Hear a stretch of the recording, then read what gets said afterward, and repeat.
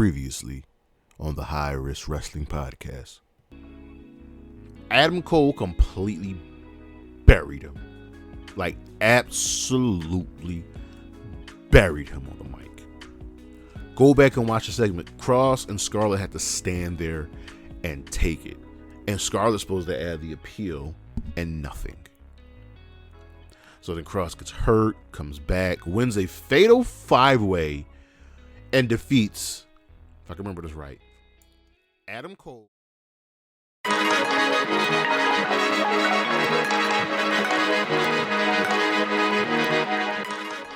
Good afternoon, good morning, good evening, everybody. It is Saturday, July 29th, and you know what that means. It's time for the High Risk Wrestling Podcast. I am your host, fighting for my brother, Jeremy Pierce. Welcome, one and all. As always, you can check me out on the socials, Charismatic Creations on Facebook and YouTube, Charismatic_Creations 52 on Instagram, the 215 spelled out on Twitter, and of course, coffee and Patreon. The donations are always welcome. And I got a busy weekend. Went to the movies a lot. I saw Barbie last night. I just saw Teenage Mutant Ninja Turtles, Mutant Mayhem. I went to the sneak preview of that earlier today. I'm about to go see Talk to Me. Y'all know how I am with my A24 horror. So we in there. I'm gonna go see Oppenheimer next week. I'm gonna crank out a bunch of reviews for y'all. But for today on the podcast, this was originally supposed to be a SummerSlam preview, but the card isn't fully fleshed out. I think I got an idea what the card is going to be, but we're going to do a new episode of the Filthy Casual next week, joining with some people. We're going to do a previews and prediction show, but today we got to do it once again. The AEW Women's Division. There have been some news. There's been some things said, some matches that have been had, and we just got to break this thing down. We got to really start holding people's feet to the fire and calling people out. So that's what we're going to do today. But for now, you know what's next. So just go on and hit my music.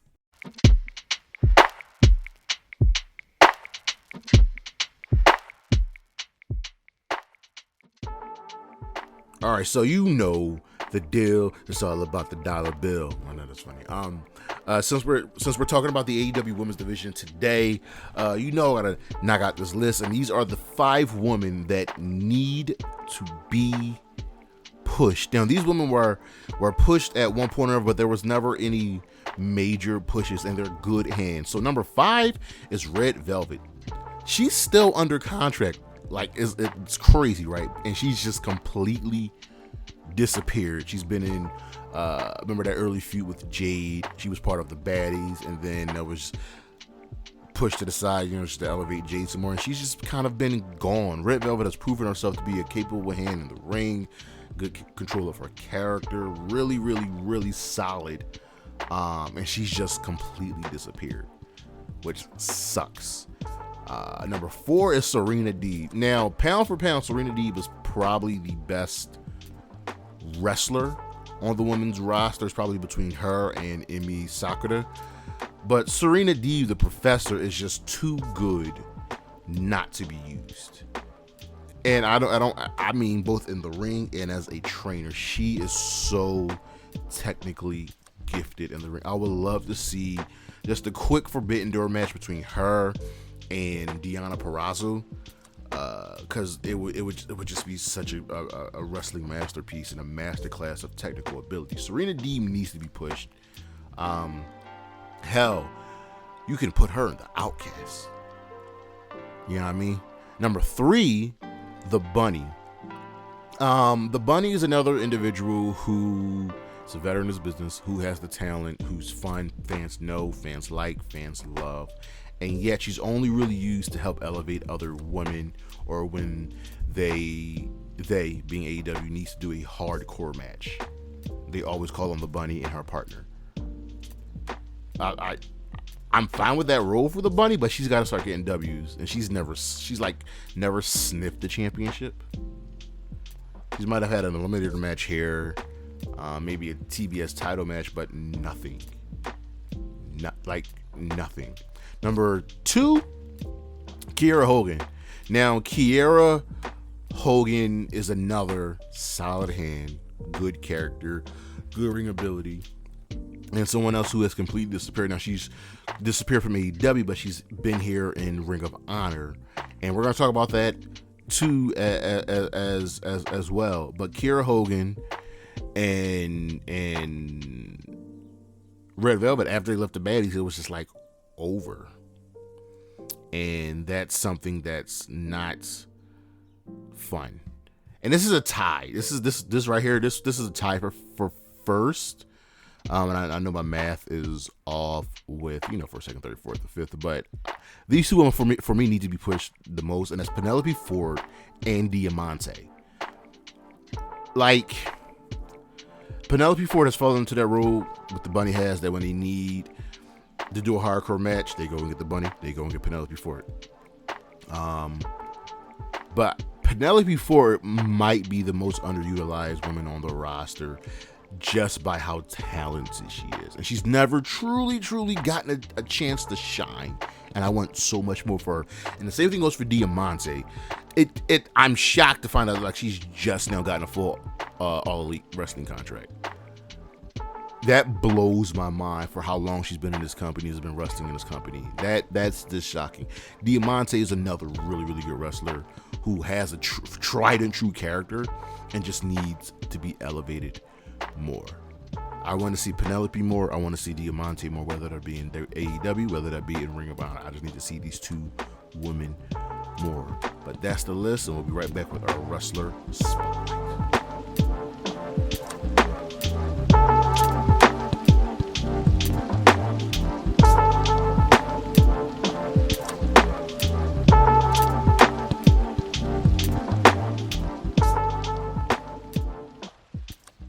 Emi Sakura. Emi Sakura is a legend in this business. And for me, it hurts that she's been nothing more than a dark elevation mainstay and occasionally a Rampage match here. If you go back and look at a listing of the best AEW women's matches so far, like ever, Emi Sakura is probably in at least 4 or 5 of them. She's had 3, I believe, this year alone. She is just incredibly good in the ring, hilarious, has a great character, and is respected, much to the level that like Mako City Mayor is respected. And we can't find more for her. Like, I don't think she'd ever be given a true push, but I just want more for someone that is just so good. And we can't find anything for her to do, and I'm tired of seeing her lose, someone of her skill, of her caliber, lose. Emi Sakura is such a bright spot in the AEW Women's Division that I wish she got more time to shine. Ask any woman in the locker room that's going against her, and like, yeah, Emi is that girl. Emi has helped me so much, and I want more for Emi. I'm hoping that she gets a chance to show out just a little bit more, and we'll discuss all of that later in today's show.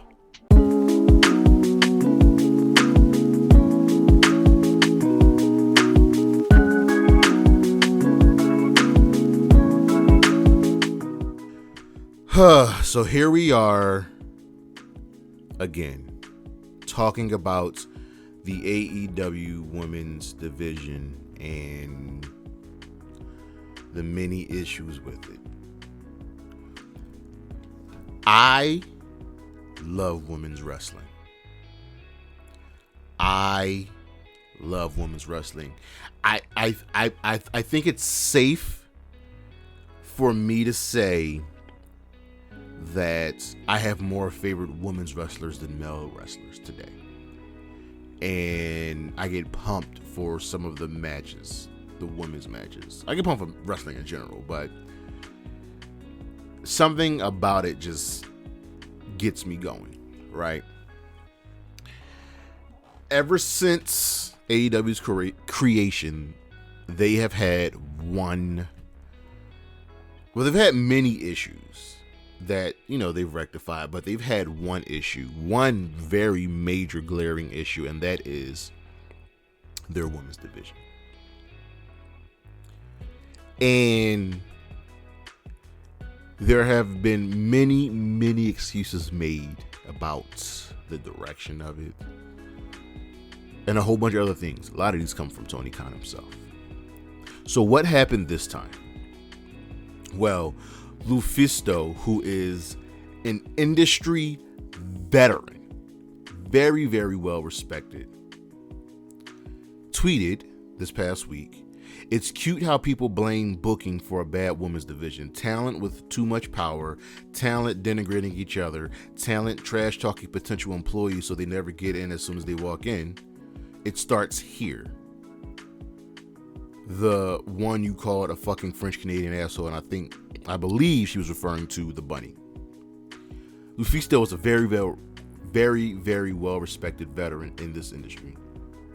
And during this interview, she was asked to name names by a follower, right? And she says, "This is the first time I said something publicly after over a year. I'm not going to throw names on an app with limited characters," right? "There are several details in the context to explain the whole story with accuracy, and she'll do that when the opportunity arises." She also quote tweeted someone who said she ruined her chances of becoming an AEW employee. She said, "No worries, no need for such a toxic environment in life," referring to the AEW women's locker room. Many of the replies to her tweets are the kind of personal, professional attacks, and especially women that we know all too well on Twitter. And Lufisto has never had a reputation of being difficult to work with. She's never really had a run with a television company, likely due to her work in hardcore and gender matches. She could probably get a run right now in Impact and be elevated. She's made headlines for calling out CZW and their exploitative marketing of their Library of Women's matches, but she's also being honored by the National Assembly of Quebec, and she's being inducted into the inaugural GCW's Hall of Fame class. So she's respected. She knows what she's talking about. She knows what she's doing. Then, back-to-back weeks, 2 Britt Baker matches. There was her squash match that she had on the night of Blood and Guts. And then the following week, her match against Taya Valkyrie. So the first issue is, just didn't need to have a squash. And it felt like very much that, it felt like that old obligation of Tony Khan's to have one women's match on the show every week. We were better off just not having a match. And then her match against Taya wasn't good. And after that match, Taya was getting killed on social media. We're gonna dive into that as well. And then there was a fan sign on Dynamite this past week that probably should have not been shown, because after the Britt Taya match, there was a sign that said, "Book the women's division better," and it was on TV for a good minute. So that's kind of what brought everything back into play. Let's take a look at the current AEW women's roster real quick. All right. They have currently contracted, they have 6, 12, 18, 24, 32, 38, 44, 49 women contracted. That's a lot of women. Many of these names have been featured on TV in one way or another, right? And everybody from Anna Jay all the way down to Yuka Sakazaki. And there is talent here. So if we exclude the non-wrestlers, so we have Dasha, Harley Cameron, Karen Jarrett, Leva Bates is not even in the company anymore, so that's 48 women. Lexi Nair, Maria Kanellis Bennett, Paige Van Zant's not in the company anymore, so we're gonna drop this number down to 47. Rebel, who really doesn't wrestle anymore, Renee Paquette, and anybody else? And Vicky Guerrero's not in the company anymore. So they have 46 women contracted, with about 6 that are managers, so on and so forth. There's talent here. There's obviously rookies, not even rookies, just women that have been in the industry long that need, just the time, the work, like Anna Jay, like Julia Hart, like Kayla Rossi, and Chris Statlander, and Red Velvet, and the Renegade Twins, right? But then you've got people on the roster who are industry veterans that know what to do, that you can lean on. Thunder Rosa, Serena Deeb, Ruby Soho, Taya, Soraya, Madison Rain, Mercedes Martinez. You have these people here, use them. So the roster isn't the problem. No. The roster isn't the reason they get one match on every show. The roster isn't the reason that they don't get any promo time. It's a twofold issue. One, AEW not having house shows like the WWE and not being able to get the reps. Telling you now, the entire roster, men and women, would benefit so much from house shows. They would benefit so much from being allowed to work the indies from time to time. But the main issue is Tony Khan. Women's wrestling feels like an obligation to Tony Khan and not something to be treated as equal to the men. Prime example, CM Punk and Thunder Rosa were respectively the world champions of their gender. They got injured right around the same time. CM Punk was given a close to 10-minute segment to announce his injury, and that he's relinquishing the world championship. Thunder Rosa got a quick backstage segment, separate but not equal. And it's crazy that I use that verbiage. It really is. Separate but equal. Tony Khan has essentially talked in circles about the women's division. He says, well, we give the time to the people that will bring in ratings, and if they don't bring in ratings, we don't use them, right? Let's take a look at the WWE. It took the WWE a minute, and they got their heads out of their asses after the Give Divas a Chance hashtag to treat their women's wrestlers as equals to the men. So it started in NXT and worked its way up to the main roster.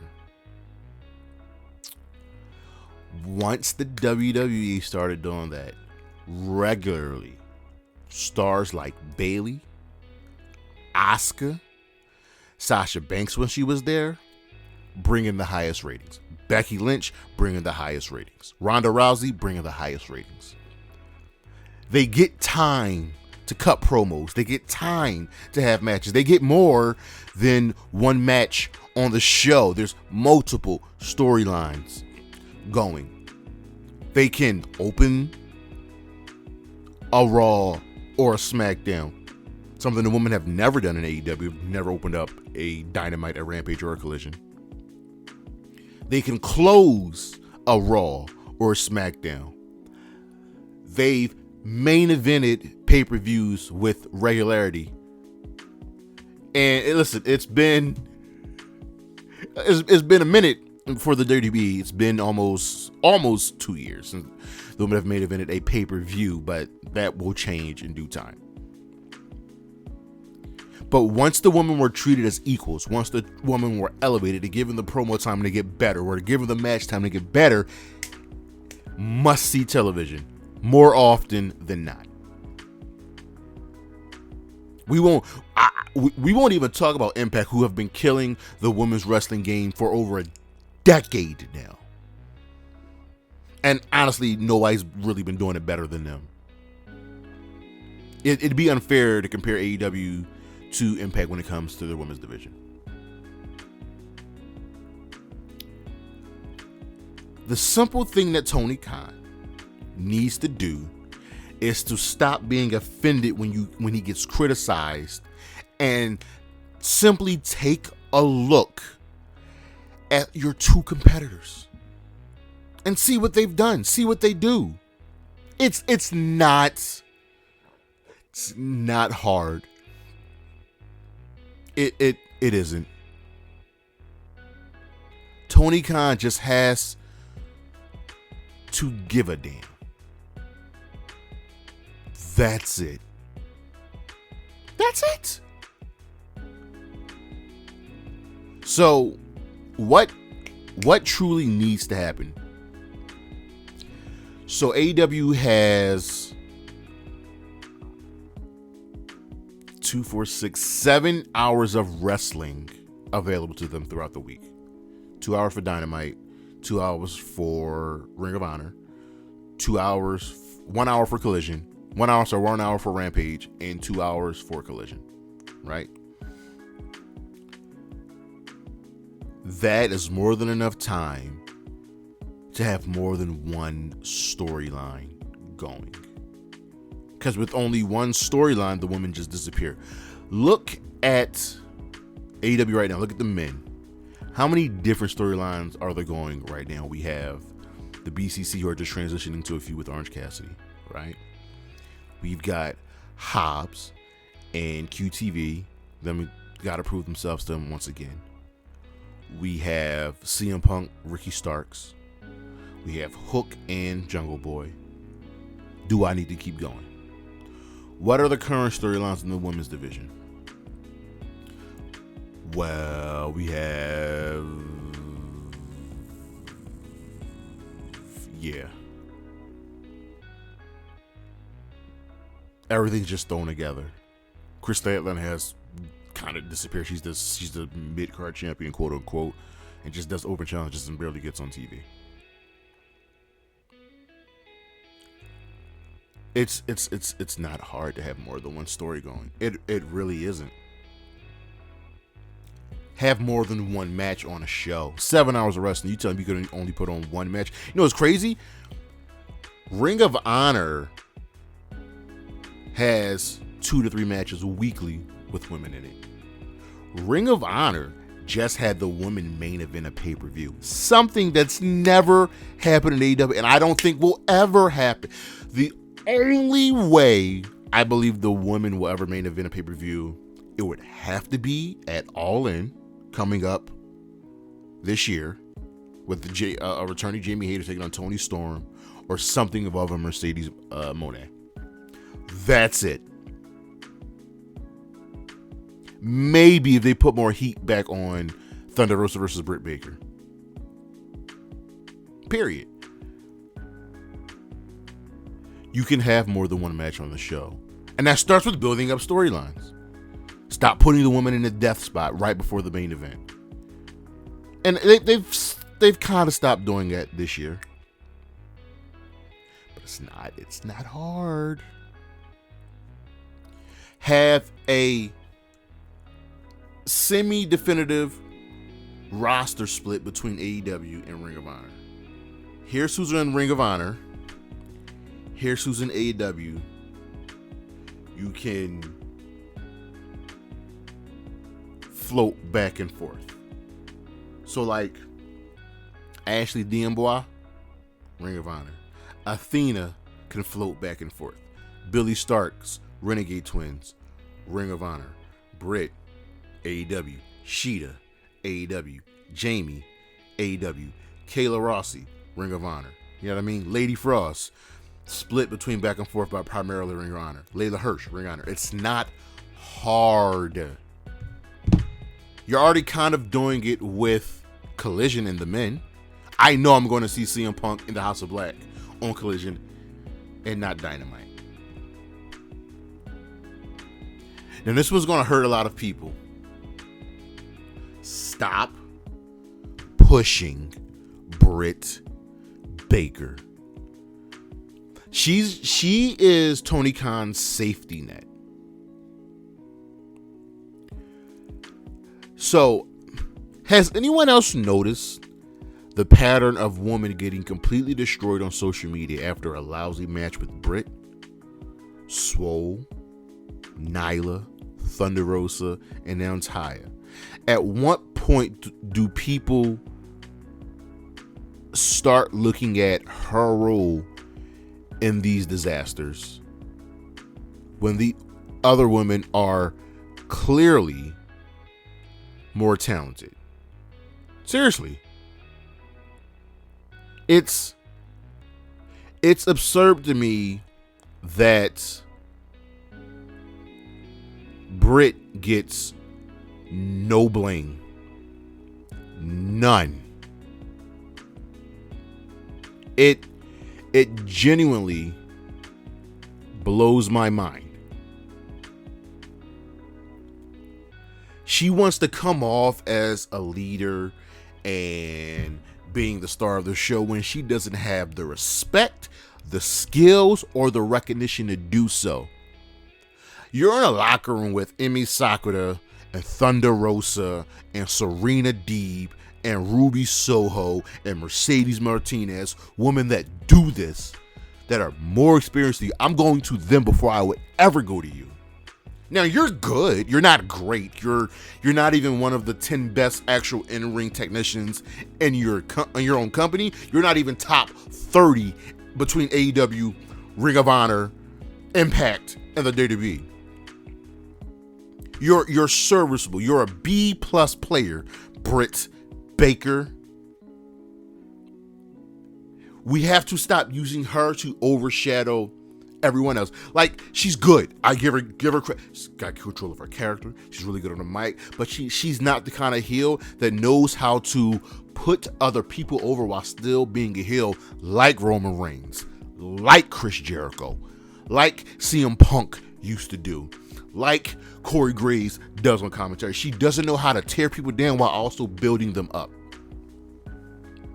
It might be best for her to just go away for a while, because absence makes the heart grow fonder. Because I know for a fact I'm tired of Britt. Just like I'm tired of Charlotte Flair. That's a different story for a different day. There are two women that the fans love in AEW, probably more than everybody else. And these two women need to be pushed to the moon. That's Willow Nightingale and Jamie Hayter. Now, Jamie's out with the injury. Her return is going to be welcome. It's going to be crazy. It's going to be awesome. It's going to be amazing. Willow Nightingale's on a roll right now. She's the first ever New Japan Strong Women's Championship Strong Champion after defeating Mercedes Moné. She won the Owen Hart Cup. She's just main evented the Ring of Honor. That's before the Honor pay-per-view against Athena, and in an absolutely amazing match. Go watch that match. Willow and Jamie should be the faces, should be the stars of your division. And it's time to push them. It's time to do that. And last, this is something I think would benefit everybody involved. Team up with Impact. My one complaint about Impact and their women's division is with the tag team division, where it's just teams thrown together. Kind of happens in WWE. But the difference is Impact doesn't have an issue working with other companies. I think Impact should, and AEW should come to an agreement to have their women's tag team champions on Ring of Honor, on AEW, on Rampage, on Collision, and it would just bring more eyes to both products. I for sure want more eyes on Ring of Honor and on Impact. And it's not hard. It's not hard at all. And these things they're so simple to do. But it's up to Tony Khan to care and to give a goddamn. Because he needs to book the women's division better. And I want to see the AEW women on the same level as the women in the WWE, as the women in Impact, as the women used to be treated in NXT. That's all I'm saying. Do you hear me, Tony Khan? Because I hope you do. But that is our show. Thank you for listening. Next week, I'll get the schedule out next week, but the next episode of what we'll be doing is the Filthy Casual. It will be our SummerSlam preview and prediction show, joined by a couple guests. I got one confirmed. We'll see if I can get two more. We'll get the schedule out. Don't forget to check out the High Risk Wrestling Recap every single Sunday. Find me on the socials, Charismatic Creations on Facebook, Tumblr, and YouTube, no Tumblr. Sorry, no Tumblr. Charismatic Creations on Facebook and YouTube. Charismatic_Creations52 on Instagram. The 215 spelled out on Twitter. Coffee, Patreon, and it's always Shotzi Blackheart, Zaya Lee, Isla Dawn, Wendy Chu, Willow Nightingale, Bailey, and Gigi Dolan. Holla at your boy. Peace.